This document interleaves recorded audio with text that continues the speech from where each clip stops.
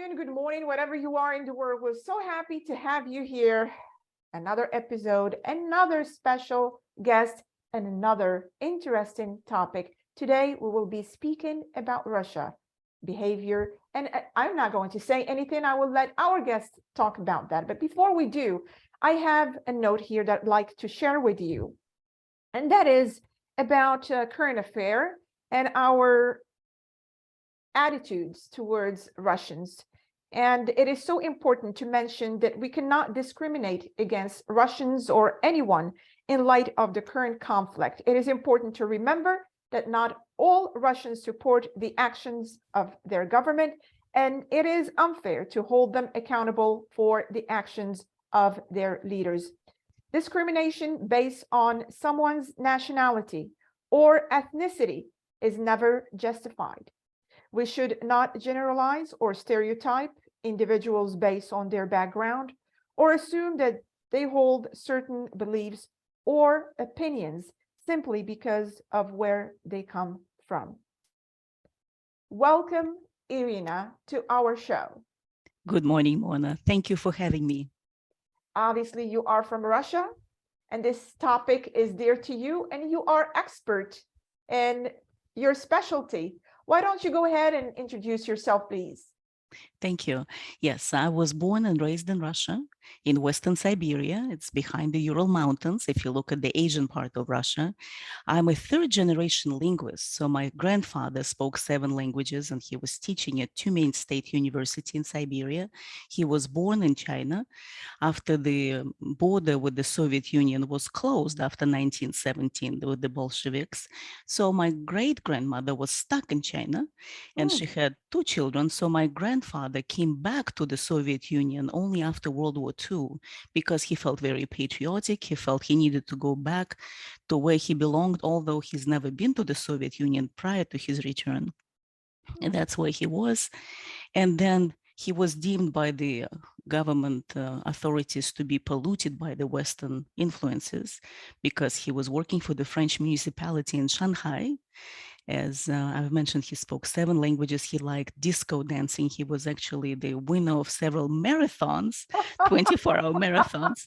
And here he is, this cosmopolitan man comes back, and he's only allowed to live in Siberia, not in the European part. So while he was working on his PhD, he was allowed to come to Moscow, meet with his professor, but the rest of the time he had to be behind the Ural Mountains. So he traveled there, found the most beautiful girl, who was my grandmother. She was half Polish, half Russian, and they had 3 beautiful children together. So my mother is the eldest of the 3, and she went after the footsteps of my grandfather.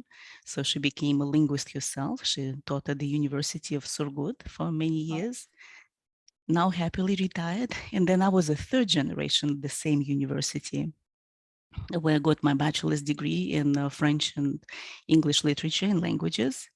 And then the curiosity got the best of me after the Soviet Union collapsed in 1991.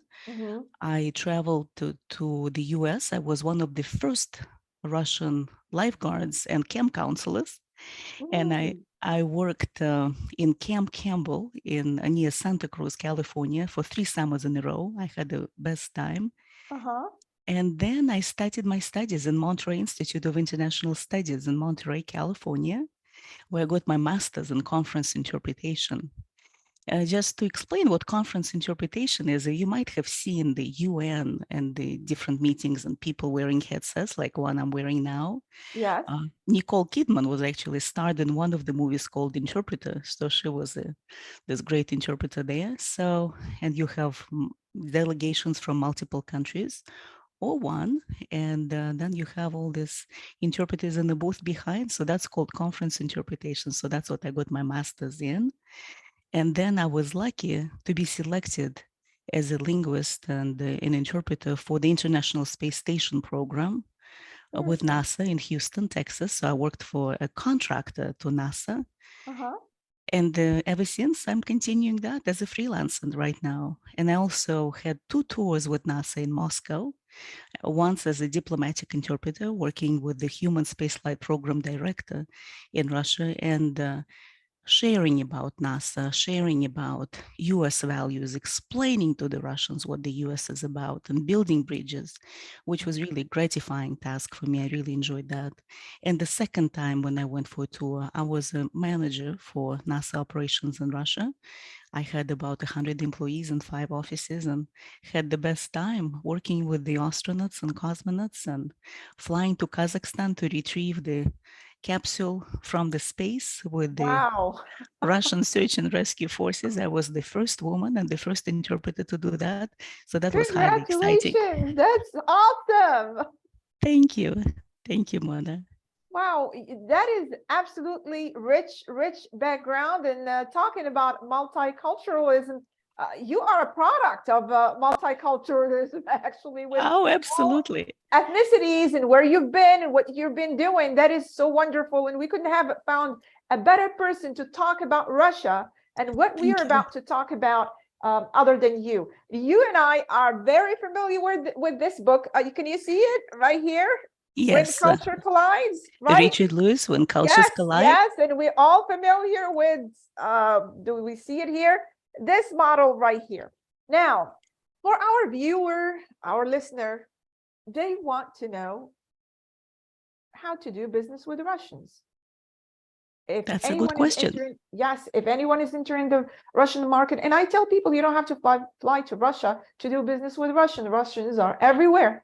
Here in our local community, we have a large Russian community and affluent, very educated and hardworking community. And a lot of people would like to do business with them, but they don't know how. So today, you are going to do all the talking. I'll just be speaking for just a little. You'll do all the talking.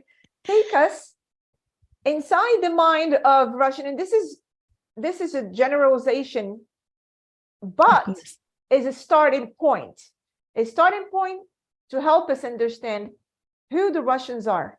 What is the commonalities that we need to look out for, and things that we shouldn't do. So the floor is all yours. Thank you, Mona. So going back to the book by Richard Lewis, if we look at the back, we see the model, the famous Lewis triangle. So if you look at the very top, we have multi-active cultures. Russia is part of them. So multi-active cultures are warm, emotional, impulsive. Relations are very important. So for a Russian, if you meet, the common denominator will be relationship. So in addition to Russia, we have other countries some of you might be familiar with: Italy, Spain, Brazil, Latin American cultures. Yeah. The Africans as well, the Arab countries as well. Exactly. So you can recognize relationships are very important, building relationships, getting to know you. If you look at the US culture of the same triangle, it comes more to the linear active. And that is cool, factual, decisive, good planners. Time is money. So we look at the businesses around the world. They're very effective. They want to get to the bottom line fast. And that will be Germany and Switzerland will be good examples as well. So when you see two cultures almost at the opposite spectrum of the triangle, sometimes it can be difficult to understand, difficult to build a relationship because the values are different. On one side, we have the results and schedules and efficiency. On the other is building relationships. In fact, I remember when I was in Moscow working with my boss, the NASA astronaut, and he would say, Irina, why are you drinking tea with the officials who came from the Russian Space Agency? Don't you have emails to read? And I would say, the most important what is happening is right now, we are building a relationship with some officials that in the future we might call and ask for favors, or we might ask for information, and the channel will be open because they see a human. They see you, I would tell him, they see you as this amazing veteran astronaut, but they also will see you as the father of 3. And so if you want to build a good relationship with the Russian as a business person or as a client, it's good to get to know them a little bit on a personal level. maybe share a little bit about your family. Russians are very much into families and very proud of their children. Education is one of the highest priorities in the Russian society. So they'll be very proud of the children's academic achievements, sports achievements. They're very open-minded, so they want them to travel the world and see how people live on the other side. And that'll be important. Russians tend to shy away from small talk because they see it as meaningless. So you're wasting time. But quite a few new immigrants who come to the US, they will say, Irina, I met Bob by the coffee machine at the office, and he says, well, hi, how are you? And I just started telling him about my challenges of transferring to another country, and he turned away, kind of surprised. So what did I do wrong? So I have to educate and explain that hi, how are you does not mean that the person is interested in hearing your life story. It just means hello, nothing else. That's, I am so happy that you mentioned that because it happens to a lot of people as well from the same culture. Exactly. Don't tell me your life story. It's just, hi, how are you? Okay, go ahead, please. Yes. And if we look at different layers of cultures, we have the national, the regional, professional, gender, personal. So there are certain things that unite people of the same group. As we said, there are different stereotypes, but also there is things that unite people from the same group. So Russia, historically, if you look the way they are, in fact, before I go there, I'll digress and say, if you compare Russians and Americans to fruit, then Americans can be seen as a nice, fuzzy, soft peach. It's attractive, it's beautiful, and the meat is very soft and juicy, but the inside you have a bone, which is hard to penetrate. So on the surface, it's easy to build relationships. It's easy to meet people. People are extremely friendly, but you might be friends with somebody for 10 years. They'll never invite you to their house and open up about their personal life. Well, the Russians are seen, if we bring the same analogy as the fruit, as coconuts. They're a little bit abrasive on the outside, maybe not as a good looking fruit, but once you go inside the relationship, then you see all this openness and sweet meat and all of that. Yes, So that's a really good comparison. peaches and coconuts. Yes, beaches and coconut, beautiful. Yes, so take time to build relationship. Now, a lot of, just to mention it, like if we come across Russian, just like you said it, at the beginning or the first encounter, we think they're rigid, we think they're harsh, we think they're not friendly. And I guess it's just a matter of taking time to build relationships. So our first talk, little talk, let's talk about the little talk. Should it be, hi, how are you? How is your day going? How do we get in? Let's say there is a wall and we need to open that door to get inside or beyond that wall. What do we do? Exactly. So one way, as I've mentioned, just be yourself, be cordial, be open, maybe share a little bit about yourself, your passions, your hobbies, what makes you tick, because Russians really appreciate that when you open up and you share your passions and they can relate. And be it charity work you're passionate about, share about that. Be it a dog, a beloved dog you have, be it your parents that you are seeing every week and you're cooking together and you're exploring, share that, because that's very important for a Russian person getting to build the bridges with you. Once they determine, if you're in the business environment, once they determine that you're a good person of similar values, then they will be very open to do business with you. I've seen cases when Russians would not strike a deal to the detriment of their financial benefit just because they didn't want to do business with the person in front of them. So I think that's very important. Also, language barrier might be another case. So a lot of Russians are speaking decent English, but when they come across sometimes as a bit rude, The reason for that, of course, is different composition, different intonations. They might mean well, but as they're mastering the language, the intonations might go down, which might make them sound a bit assertive or even rude. Also, if we look at the levels of politeness, in the English level, we determine about 7 levels of politeness. In Mhm. Russian, there are only 3. Can you mention the 7 levels and the 3? That way the Yes, viewers understand them? Uh-huh. yes. So something like, oh no, please do it. Will you please do it? If you don't mind, could you please do it? Well, if it's not too much trouble, could you please do it for Mhm. me? I would really appreciate it. So it's different nuances, and depending how close you are, how much you want to do it, who you're speaking to, you can choose between the 7 levels. And I imagine if you talk to the Queen of England, you'll be extremely polite and maybe use Uh-huh. the 7th level. In the Russian language, there are only 3. And that's how the language got formed. So when Russians try to speak in English, they using the English language, sometimes they just model it, translating it into Russian or from Russian first. So they come Mm. a little bit rude. If you use a professional interpreter, they will be building up the levels of politeness appropriate, and they will be removing them in the Russian if not required. I'll give an example. Sometimes the levels of politeness can actually hurt communication when you translate them directly into another language. So professional interpreter removes them. I was once in a training session with one of the Russian cosmonauts. So they were suited up in the neutral buoyancy lab here in Houston, which is called NBL, which is a huge pool, which Mhm. has all the elements of the space station. And usually they practice spacewalks. It's 10 hours of training to 1 hour of performing the activity on orbit. So it's quite a few hours of training. And the instructor was giving instructions to the Russian crew member to translate, to move to the Mhm. right, 3 feet or how many feet. And the cosmonaut would refuse. So they urgently called an interpreter, even though his English was good. There Mm. was still a good misunderstanding. He knew how to call the equipment, he knew the words for movement, but he was still not cooperating. So the Yeah. instructor was very upset.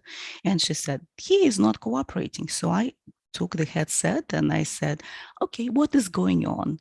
And he said, well, she's asking me if you would like to go to move to the right 3 feet, then pick up the ratchet wrench and do it. But he said, I don't like. He said, I'm resting. So I said, well, she's not asking you if you would like to do it. I said, these are instructions, do it. And he said, well, why wouldn't she tell me that? Why wouldn't she tell me, move to the right, please? And even without please. So I had to train the instructors to remove the levels of politeness because it's a heavy environment. Or when Yes. somebody says, well, if you don't mind, I say, well, no, I mind because I mind. Yeah. if it's not necessary. So it Yes. makes Yes. sense. And I am so happy that you're mentioning this because this happens all the time. Languages, in their nature, there's some languages which have a lot of words, and there's variety of words that you can choose for any occasion and any circumstance, but others are not. And now you get to translation, it becomes so difficult and so messy. So if anyone, especially for people or leaders, managers who are leading diverse teams, they have to be aware of this when Exactly. they're addressing directions or speaking to their teams. So I'm so grateful that you mentioned this because it's so important to take into account the value or the place of the language in our communication when it comes to one nationality with the other or one language with the other. So that is a good Exactly. point. Okay, continue, Exactly. please.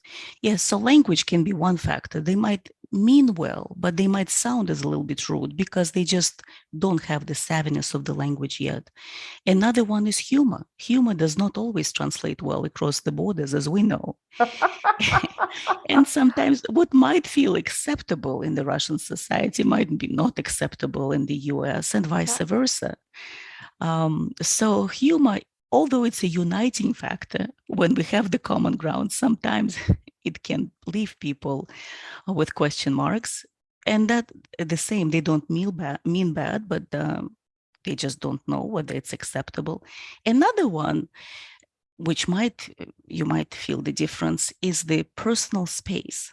Mm. So we all have like bubbles around us, and we feel comfortable when Yeah. our personal space is respected. In the US, we have our personal space, and I only know in meters and centimeters. So it's a 1 meter, 20 centimeters. So it'll make about 4 feet, Uh-huh. I would imagine. So this is our space. Anybody coming in, we feel a bit aggression or we feel unsure. And the Russians asked me, they said, why in the store I walk by an aisle, I don't touch anybody, and people say, oh, I'm sorry.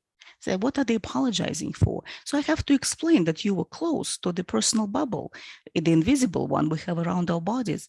Well, Russians have a smaller bubble. It's about 80 centimeters. So it's about half of Mm. what we're used to in the US. So you would notice if a Russian likes you, and they're beginning to feel they can building good relationship, they'll come closer to you, and not to threaten you, but because they like you. And sometimes as you develop a relationship, they'll come to you and start removing invisible feathers, as I call it. They'll start adjusting your jacket, even if there's no adjustment required. They just, it's a sign of um, friendship. It's a sign of the liking it. And it's interesting that as working as an interpreter, I've seen cases when it's like a dance. Two engineers, one from the US, one from Russia, will be talking to each other, and the Russian one will come close, and the US engineer will step back. Back. And so they just keep walking like this because one does not feel comfortable Yeah. with the other coming close. But that's a sign of endearment. And if you look at further values with the Russians, I mean, we have to remember the history. We mentioned already the language, the climate. So Russians, in general, if you look at the climate and the vastness of the country, people were spread out, the winters were harsh. So they're used to kind of be somewhat isolated Yeah. and not trust strangers. That's why when they meet you at first, they don't trust you. They don't give you the benefit of the doubt. You have to build a relationship. We have to build the trust. And after you build it, you usually become friends for life. You can be business partners for life if it's a good relationship, etc. So we have to remember about that. The mistrust of governments, mistrust of authorities, Yeah. mistrust of strangers. Yes. Also, what's important to remember is the neutral facial expression. For a Russian, a neutral is no smile. It's not because they're unhappy, but it's a neutral. And even there's the sayings, why is he laughing? Why is he smiling? The Russian saying is, смех без причины, признак дурачины. So if you are laughing without a reason, you must be a Crazy. simpleton. You must be a simpleton. So, and for an American, the neutral is a smile to show I have nothing to hide. I'm friendly. You know, Mona, it's interesting. When the first McDonald's opened in Russia, it was I think it was just after the collapse of the Soviet Union. If I remember correctly, it was at Pushkinskaya Metro, 1991. The first time in the history of McDonald's, the employees were not required to smile Wow. as you enter the store, because Russians would enter and look with suspicion, what are they smiling about? Why are they smiling? So McDonald's had to change the protocols and not require the employees to smile openly, because Russians were distrusting those who were smiling, seeing them for the Oh my! first time. You're telling me this, and I'm in trouble because I smile all the time. So you're telling me when I meet with them, don't smile. Well, especially if you are in Russia. No, we can smile, we can show our sincerity. But you know, it happened to me after having been in the US for so many years. I go to Russia, I'm so happy I'm there. I go on the subway and I smile, and the whole train is looking at me suspiciously. What is it?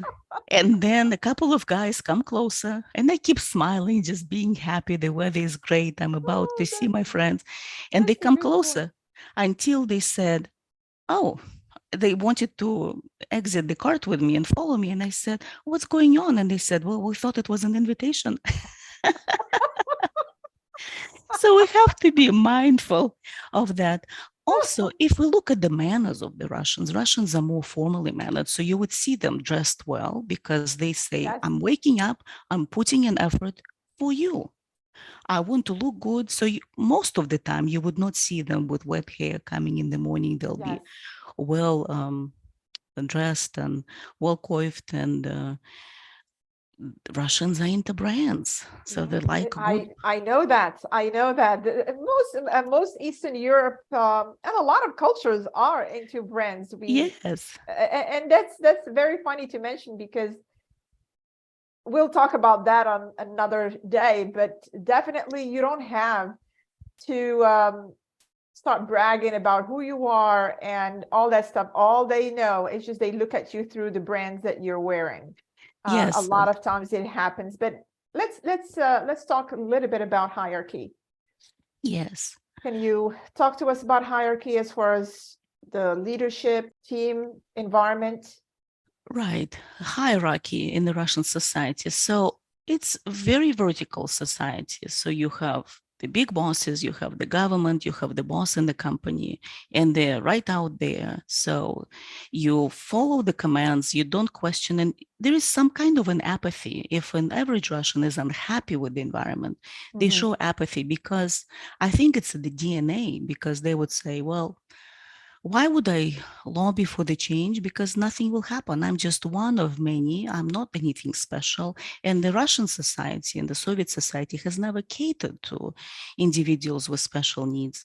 So you see this contradiction between one side, they might be unhappy, on the other side, and they don't question decisions, they just follow them, they obey. On the other side, they will be apathic to it. They wouldn't do any changes. So you will see that even if you're a landlord and a Russian is renting an apartment, elevator broke. So an average American living there would call the number and say, hey, this is broken. The Russian will be taking the stairs. Why?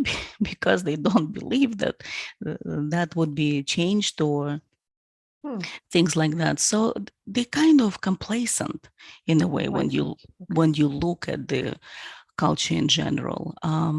If you look at the top managers on the Russian side, they always have what we call in the culture world lieutenant, the right hand, somebody who does a lot of work, a very influential person who will be building relationship and bringing the results to the boss. If you look at the big bosses in companies, they don't waste time on hearing all the good achievements you've done. So usually they would expect you to come with the issues and challenges that they can help you out with. And that's also a clash, as we're reporting in international groups. We have a presentation where we say, oh, we were so good, we've done this, this, and that, and thank you to this person. Russians look at it as a waste of time. They say, let's get to the bottom line. What are the issues? What do you need my help with? And that might be a difference in reporting and looking at the progress. Russians don't like excuses in general. They say, I'm here not to hear to listen to your excuses. I need solutions. You need help? Come to me and let's talk and see what we can do. So in general, Russians, when it comes to business, they're very savvy. As you've mentioned, they have excellent education. Companies are very keen on developing their employees. So it's not unusual that they would hire the best trainers around the world. They'll send their top managers to great business schools and international training courses, etc. And then if you see women in power in companies, usually they are top notch.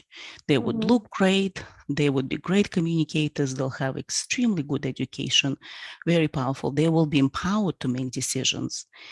And so that is something that is not expected to a lot of people coming from other cultures to see that in Russia. But that is something that is very visible. I was working for a pipe making company, so we made a trip to Russia because the headquarters was in Russia, and there were 11 vice presidents of the company were women. And they were beautiful, they were powerful. And there was a big celebration for one of the anniversaries for one of the officials in the company. And the CEO that I was with, he couldn't believe it, all the dazzling display. And he kept asking me, who is this woman? Who is that? And I would say, oh, she is the vice president of HR, vice president of planning. And he just was completely in awe to see I'm that. sure. He said that's something unexpected, because when you hear about the male-dominated economy, male-dominated businesses, he said Yeah. that's not something you expect.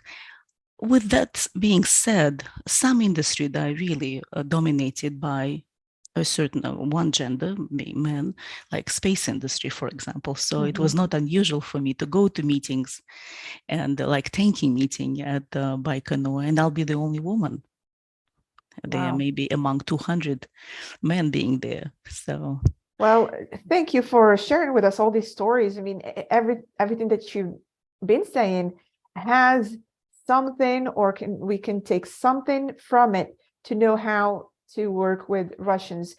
I will go back to what you were saying real quick.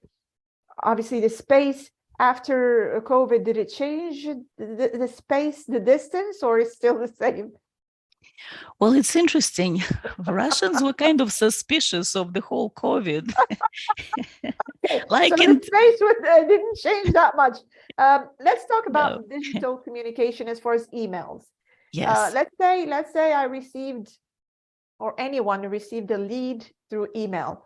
Someone is interested in having information about your product or your services. How should we proceed? Well, first, Russians want to make sure who they're talking to. So a short introduction would be good to explain where you are with the company, if you're a decision maker, if you're not a decision maker. Russians prefer to go to the top immediately, especially if they have a business need. They don't want to waste time with the intermediaries and subordinates. They want to go to someone who can make a decision. So by Mhm. introducing yourself and explaining who you are, then it might ease up the communication. Then I would say after a short email, call, build a relationship over the phone, be it a Zoom video call or be it a conference call. That might help. And don't go to the business deal immediately. Just maybe explain a little bit about the company, the history of the company, what you've done, maybe a few examples that illustrate the good business. If you've done any business with the Russians before, then it might be also good to highlight a few of the transactions that were successful. Okay, and as far as decision making, is it quick? Does it take a long time? When do we know no is no, and when do we know yes is yes? So when it comes to business negotiations and decision making, Russians are very direct. So they will let you know, and you will know. Russians are very savvy negotiators. They usually come prepared. It's usually a team. And sometimes they will downplay how much they're prepared. So they will be smiling and relaxed, but they have all the data. They have several, usually it's one person speaking, the other ones will be supporting him or her, Mhm, mhm. but they'll have all the data. They usually can make decisions fast. And Okay. usually the first offer will be not what they are expecting to receive. They can be a little theatrical in their negotiations. They can be a little loud. They can use curse words. They can get up and leave and come back, but never be dissuaded by that. That's kind of part of the tactics of negotiations. But once a decision is made, usually Russians are ready to proceed very quickly, and they keep their word on the contract. They value the contract. So contract is a contract, right? Yes, contract Okay. Is it a contract? We is a just want to contract. know. A contract is a contract. What else? What else should we cover? Anything else? Because you mentioned so many things, very important keys that we need to take once we deal with Russian. Anything else that you'd like to share with us? Well, maybe wrapping up the negotiations, a lot of deals are made outside of the offices. Mhm. So it can be a dinner party, it can be a birthday celebration. So if a Russian invites you to some things that are dear to them, be it their spouse's birthday, be it a charitable event, by all means go, because this is something important and that person is opening the door into the inner world and they're trusting you enough to do it. So a lot of cases, they make the deals while seemingly you're having a good time somewhere else, and then his or her team will solidify the deal with you in the office later, but the main deal was done while you're there. So don't be shy about it. And I think intercultural adventure is exciting. It's getting to know Mhm. each other, Yes. learn about each other. But most Russians, if you become friend for life. So they will trust you. They don't have to be in communication with you on a daily basis. But once they open up their heart and their home, you're there no matter what. So Oh, enjoy that's it, nice.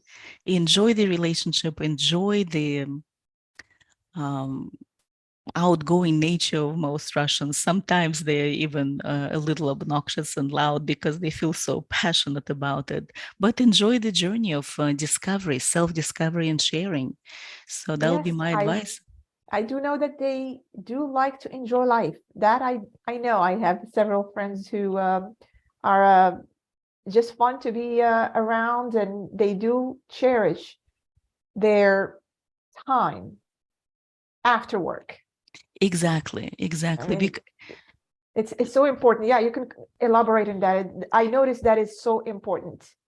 With the Russians in general, in the past, the government and the economy was so unstable. So the concept of saving things for the rainy day is foreign because the currencies devaluated quickly overnight, actually in the 1993, I believe. And so Russians don't believe in savings. They believe you have a little bit of money. It's time to enjoy it, share with your friends. And if tomorrow you have nothing, that's okay because today you had a good time. I like that. Live your day because you don't know whether you're gonna have tomorrow or not. So that's a great Exactly. concept. I Exactly. appreciate everything you said. There's a lot to say. I mean, I have all these books and about Russians and my experience with Russians. I mean, I love Russians. I love the culture. I love what they stand for, and I appreciate the history, a rich history, and I mean, a big dynasty back in the days and a kingdom and a lot of things to learn, a lot of things to discover, a lot of things to appreciate. So we are grateful for your presence with us. You gave us a lot. Any, I would say, last statement, or where can we find you? Where do people can find you? Thank you, Mona. So I would just say, as an average Russian, enjoy your life to the fullest. Be open. Don't have any stereotypes about the others. It's always good to have a dialogue. And if you want to continue a dialogue with me, I'm on LinkedIn. You can see my profile, Irina Yashkova, and I've been doing cultural training and coaching, not only about the Russia and the former Soviet Union, but about all the cultures of the world. Mona and I graduated from the same training course by Louis Richard Communication Group. So we are very thankful for being able to help people on a daily basis to be better communicators and build better business relationships. And promote harmony and peace, right? Absolutely. Thank you so very much, Irina. We appreciate you. And until next time, stay well and stay safe. Thank you. Thank you. Thank you for having me.